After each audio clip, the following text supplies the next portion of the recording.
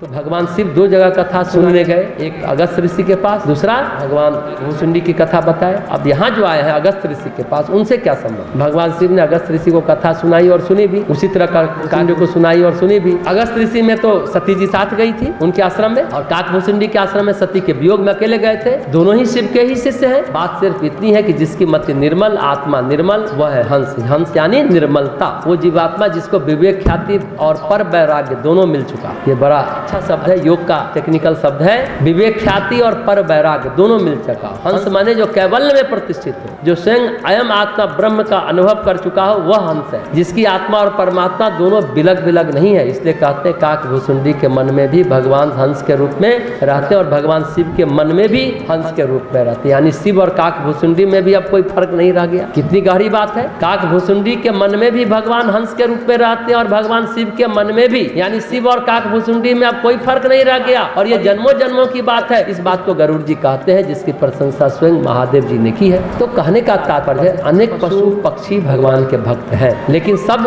पक्षियों में एक पक्षी अद्भुत है, वह है हंस। देखिए, बानर, भालू, हनुमान, ये सब भगवान के लीला सहचर, लीला में सहयोग कर रहे हैं। ये मुक्त आत्मा के रूप में नहीं आए, ध्यान दीजिएगा। अब आज कथा का निष्कर्ष कर रहे हैं इस प्रसंग का कि हंस कौन है? बानर, भालू, हनुमान, ये सब भगवान के लीला सहचर है। लीला में सहयोग करने आए, लेकिन मुक्त आत्मा के रूप में नहीं आए। मुक्त आत्मा होते तो फिर काम ही क्यों करते, आते ही क्यों?